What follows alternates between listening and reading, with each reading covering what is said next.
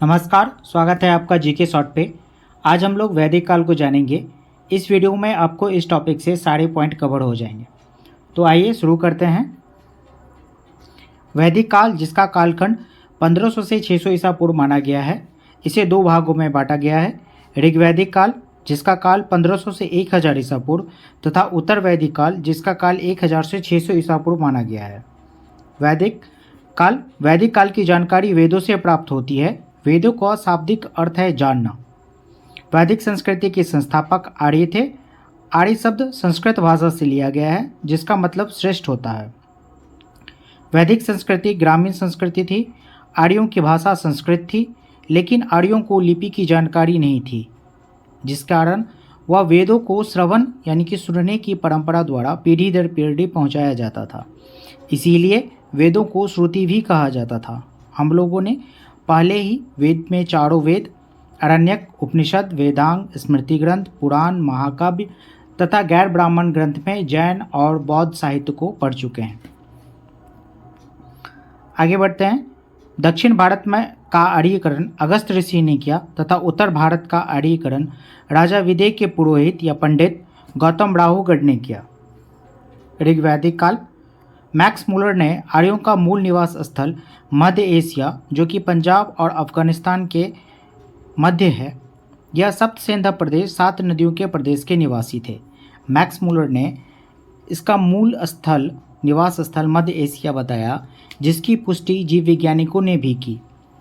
इनके अनुसार M17 नामक अनुवांशिक संकेत मध्य एशिया के 40% से अधिक लोगों में पाया जाता है, या दिल्ली के 35% से अधिक हिंदी भाषी लोगों में भी यह मिलता है। इस आधार पर वैज्ञानिकों ने निष्कर्ष निकाला कि आर्य मध्य एशिया से भारत आए थे। लेकिन अलग अलग विद्वानों ने आर्यों के स्थल अलग अलग बताया है। दयानंद सरस्वती तिब्बत, बाल गंगाधर तिलक उत्तरी ध्रुव, गंगानाथ झा ब्रह्म ऋषिदेश, संपूर्णानंद सप्त सिंधु प्रदेश तथा मैक्स मुलर ने मध्य एशिया बताया है। आर्य समाज पितृसत्तात्मक था। आर्यों का प्रशासनिक इकाई को 5 भागों में बांटा गया था: कुल, ग्राम, विश्व, जन और राष्ट्र। समाज में सबसे छोटी इकाई परिवार कुल था, जिसका मुखिया कुलप कहलाता था। ग्राम का प्रधान ग्रामिणी, विश्व का प्रधान विश्वपति तथा जन का प्रधान राजन कहा जाता था। पूरब दुर्गपति तथा अस्पष्ट जनता का गुप्तचर होता था। बाजपति गोचर भूमि का अधिकारी था। उग्र अपराधियों को पकड़ने का कार्य करता था। राजा को सलाह देने के लिए सभा एवं समिति थी। महिला सभा में भाग ले सकती थी। ऋग्वेद में सभा तथा समिति का उल्लेख है। सभा श्रेष्ठ एवं समग्र लोगों की संस्था थी, वहीं समिति सामान्य जनता का प्रतिनिधित्व करती थी। ऋग्वैदिक काल में स्त्रियों को शिक्षा ग्रहण करने का अधिकार था, जिसमें लोपामुद्रा, घोष, सिक्ता, अपाला एवं विस्वारा जैसी विदुषी स्त्रियों का वर्णन किया गया है। ऋग्वैदिक समाज में 3 प्रकार के वस्त्रों का उपयोग किया जाता था: वास, अधिवास, उष्णिस। अंदर पहनने वाले कपड़ों को नीवी कहा जाता था। ऋण देकर ब्याज लेने वाले व्यक्ति को वैकनॉट या सूदखोर कहा जाता था। अविवाहित स्त्रियों को अमाजू कहा जाता था। ऋग्वैदिक काल का मुख्य व्यवसाय पशुपालन एवं कृषि था। कृषि संबंधी प्रक्रिया का उल्लेख ऋग्वेद के 4th मंडल में है। अतिथि को गेहंता कहा जाता था तथा गाय को अघन्या यानी कि न मारने योग्य कहा जाता था। आर्यों का मुख्य देवता इंद्र तथा प्रिय पशु घोड़ा था। आर्यों द्वारा खोजा गया धातु लोहा था। लोहे को श्याम अयस तथा तांबे को लोहित अयस कहते थे। व्यापारी वर्ण को पनी कहा जाता था तथा कारोबार करने की जो प्रणाली थी, वस्तु विनिमय प्रणाली थी।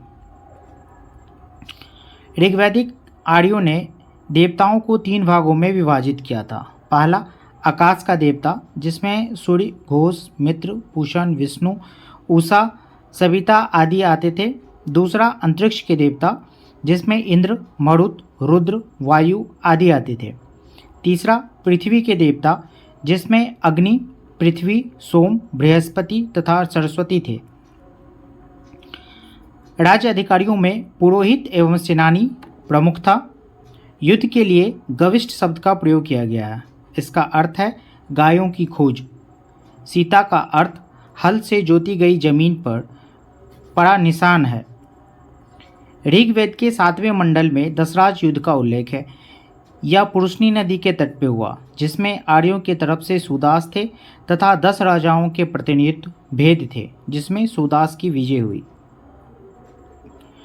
ऋग्वेद का समाज 4 वर्णों में विभक्त था: ब्राह्मण, क्षत्रिय, वैश्य और शूद्र। ऋग्वेद के 10वें मंडल के पुरुष सूक्त में चतुर्वर्णों का उल्लेख मिलता है। बाल विवाह एवं पर्दा प्रथा का प्रचलन नहीं था, लेकिन विधवा विवाह का प्रचलन देखा गया है। विधवा अपने पति के छोटे भाई से विवाह कर सकती थी। आर्यों का मुख्य पेय पदार्थ सोमरस था, जो वनस्पति से बनाया जाता था। आर्यों के मनोरंजन का मुख्य साधन संगीत, रथदौड़, घुड़दौड़ एवं द्रुत क्रीड़ा थी। मनुष्य एवं देवता के बीच मध्यस्थ की भूमिका निभाने वाले देवता के रूप में अग्नि की पूजा की जाती थी। ऋग्वेद के मरुस्थल के लिए धन्व शब्द का प्रयोग किया गया है। अब ऋग्वैदिक काल के देवता के बारे में देख लेते हैं। इंद्र, जिसे युद्ध और वर्षा के देवता कहा जाता था, इसे पुरंदर भी कहा जाता था, जिसका मतलब किला तोड़ने वाला होता है। अग्नि, देवता और मनुष्य के बीच मध्यस्थ। वरुण, यह वायु के देवता माने जाते थे। घो, आकाश के देवता। सोम, वनस्पति के देवता। उषा, प्रगति एवं उत्थान के देवता। पूषण, पशुओं के देवता। विष्णु, विश्व के संरक्षण एवं पालन करता। मरुत, आंधी तूफान के देवता। अश्विनी, विपत्तियों को हरने वाले देवता। रुद्र, सबसे क्रोध वाले देवता। ऋग्वैदिक काल में जाति का निर्धारण कर्म के आधार पर होता था, किंतु उत्तर वैदिक काल में जाति का निर्धारण वंश के आधार पर होने लगा। ऋग्वैदिक काल में शाकाहारी और मांसाहारी दोनों प्रकार के भोजन का प्रचलन था। यव, जिसका मतलब जौ होता है, यह प्रमुख फसल थी। इस काल में बढ़ई, बुनकर, चर्मकार, कुम्हार आदि शिल्पकारियों का उल्लेख मिलता है। ऋग्वेद में वर्णित बलि राजा को दिए जाने वाले स्वैच्छिक कर थी। दैनिक प्रशासन में राजन की सहायता के लिए पुरोहित सबसे महत्वपूर्ण अधिकारी होता था। ऋग्वेद के 9वां मंडल सोम देवता को समर्पित है। ऋग्वैदिक देवताओं का पुरोहित बृहस्पति को माना जाता था। अब उत्तर वैदिक काल में यज्ञ और कर्मकांड में जटिलता एवं भव्यता आ गई। यज्ञ विधान उत्तर वैदिक काल की देन है। राजसूय यज्ञ का प्रचलन उत्तर वैदिक काल में हुआ। यह राज्याभिषेक के समय यज्ञ किया जाता था। दूसरा, अश्वमेध यज्ञ, यह शक्ति का प्रतीक था। राजा यज्ञ करके घोड़े को छोड़ देता था। घोड़ा जितना दूर तक जाता था उतना क्षेत्र राजा का होता था। अगर कोई उस घोड़े को रोकता तो उसे राजा से युद्ध करना पड़ता। अगला है वाजपेयी यज्ञ। इसमें राजा रथों का दौड़ का आयोजन करता था। यह यज्ञ खान पान से संबंधित था। अग्निष्टोम यज्ञ, इसमें अग्नि को पशु बलि दी जाती थी। उत्तर वैदिक काल में इंद्र के स्थान पर प्रजापति सर्वाधिक प्रिय एवं महत्वपूर्ण देवता हो गए। उत्तर वैदिक काल में प्रजापति सृष्टि के रचयिता तथा विष्णु विश्व के रक्षक एवं पूषण शूद्रों के देवता थे। उत्तर वैदिक काल में सर्वप्रथम गोत्र एवं आश्रम व्यवस्था का उल्लेख मिलता है।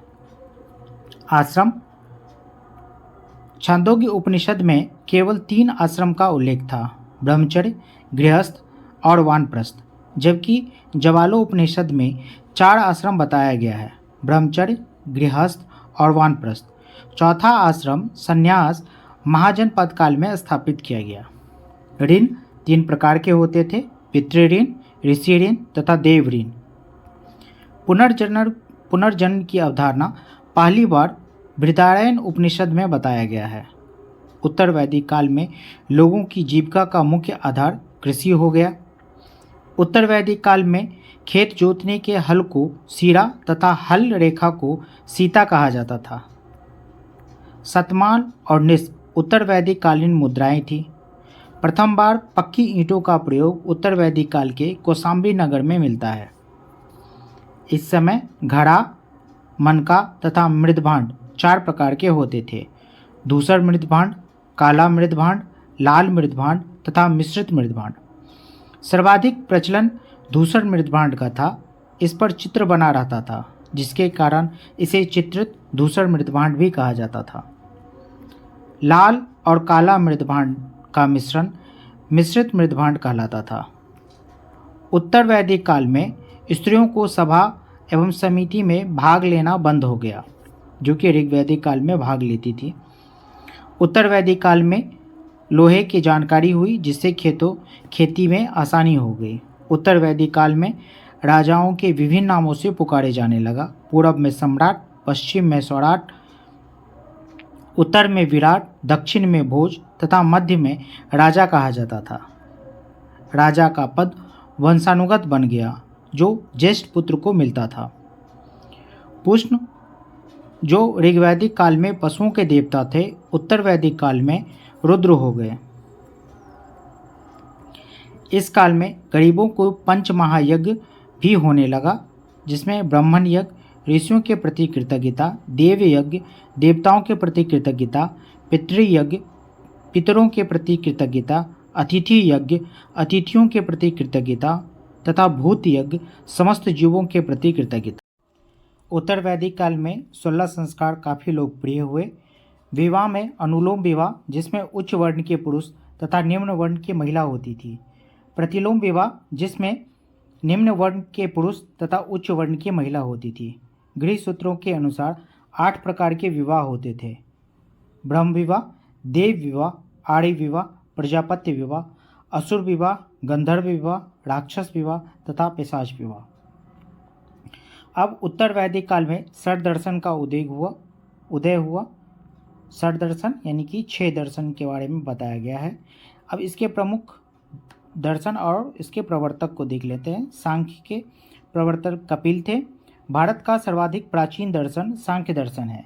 योग के पतंजलि, न्याय के गौतम ऋषि, वैशेषिक के कनाद मुनि, पूर्व मीमांसा जैमिनी तथा उत्तर मीमांसा के प्रवर्तक बद्रायन थे। वैदिक काल की प्रमुख नदियों को देख लेते हैं। वितस्ता, झेलम, असिकनी, चिनाब, पुरुषनी, रावी, सुतुद्री, सतलुज, बिपाशा, व्यास, सदानीरा, गंडक, द्विषद्वंती या सरस्वती घग्गर, गोमल, गोमती, सिंधु को सिंधु ही कहा जाता है।